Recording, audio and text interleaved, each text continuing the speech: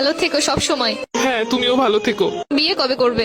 জানি না আদৌ কপালে বিয়ে শাদী আছে কিনা। তোমার বউকে বলে দিও আমি যেই হাত ধরেছি ওই হাত যেন না ধরে। তোমার জামাইকেও বলে দিও আমি যে গালে কিস করছি ওই গালে যেন আর কিস না করে। আমরা যে জায়গায় দুজন মিলে ঘুরছি তুমি তোমার বউকে নিয়ে ভুলেও সেই জায়গায় আর যাবা না। বউয়ের মন রাখতে মাঝে মাঝে যেতেও হতে পারে। তুই নেই মাত্র কইলে তুই আর বিয়ে করবি না। এটা তো তোমার কথায় কথায় বললাম। তোর স্বভাব আমি ভালো করে জানি। আমি তো তোর কথা উনানে লেগে কইতেছিলাম। ছেড়েই তো চলে যাচ্ছ, তাহলে আবার এইগুলো কেন বলতেছো? ঠিকই তো বলছো, আমি কেন এগুলো বলতেছি এখন? আমাকে ছেড়ে খুব ভালো থাকবে তাই না?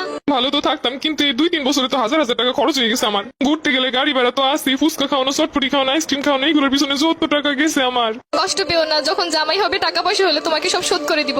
তোমার কিন্তু মাঝে মধ্যে এমবিও বইটা দিতাম আমি। হ্যাঁ ঠিকই বলছো, আমি তোমার কাছ থেকে নিতে চাইছিলাম না, তুমি আমাকে জোর করেই দিছিলা। তখন তো বুঝি না এগুলো সব লস হয়ে যাবে। আচ্ছা জামাই হলে ওটাও শোধ করে দিব, টেনশন করো না। ঠিক আছে, ওইগুলো শোধ করে দিলে আমার আর মনে কোনো কষ্ট নাই। শুধু নিজে যা যা করছো তাই ভাবলা, আমি যে কি করছি সেইগুলো মনে নাই।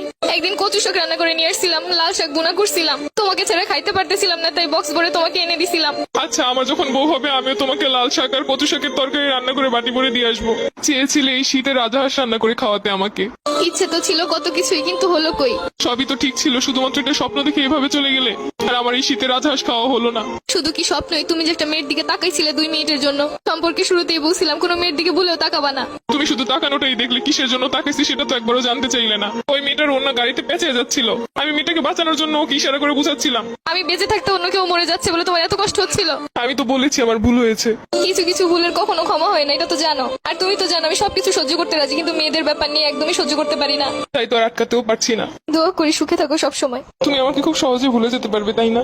ঘৃণা মানুষকে সবকিছু করতে শিখায়। ভাবতেছি এতদিন যার সামনে তোমাকে বউ বলে পরিচয় দিচ্ছি, পরবর্তীতে কি হবে? তাদেরকে বলবে আমি মরে গেছি। জীবন তো কারোর জন্য থেমে থাকে না। আচ্ছা, কিছু মনে না করলে একটু কথা বলি। আমি যা আবেগের বসে তোমার একটা পায়েল কিনে দিছিলাম, ওই পায়েলটা কি ফেরত দেওয়া যাবে? জানোই তো আমার কাছে অত বেশি টাকা পয়সা নেই। নতুন কাউকে পটাইতে গেলে তো তখন লাগবো। কিন্তু ওই পায়েলটার তো 2-3 জায়গা থেকে খুইলা পড়ে গেছে। সমস্যা নেই, তুমি নিয়ে এসো, যা পইরে গেছে ওগুলো লাগাই নিবো। ওটার তো রঙও তেমন ভালো নাই। সমস্যা নেই, রং করে নিবো। আচ্ছা ঠিক আছে। আর শুনো, এই শীতে গোসল করো প্রতিদিন। আগে শীতে কত বলে বলে গোসল করাইছি। তোমার আর আমাকে নিয়ে এখন চিন্তা না করলেও চলবে। তোমার আর আমার পথ এখন আলাদা। তারপরও মনে তো কোথাও একটা রয়ে গেছো। এত সহজে তো চাইলেই ভুলতে পারবো না। কিছু না মনে করলে আমি একটা কথা বলি। তোমারে তো আমি একটা গড়ি গিফট করছিলাম, ওই গড়িটা কি ফেরত দেওয়া যাবো? ওই গড়িটা তো পানি ঢুকে নষ্ট হয়ে গেছে। সমস্যা নেই, নষ্ট হইলেও চলবো। পুরোনো জিনিস বিক্রি হয়ে যে গ্রুপগুলোতে ওইগুলোই সেল করে দিব। একটা ড্রেস পছন্দ হয়েছে, ভাবছিলাম তোমারে বলবো, সেটা তো আর হলো না। ওই গড়িটা বিক্রি করেই কিনবো। লাস্ট ওই একটাই স্মৃতি ছিল আমার কাছে, ওটাও নিয়ে যাবে। আমি নিজেই নেই, আমার স্মৃতি দিয়ে আর কি করবে? তো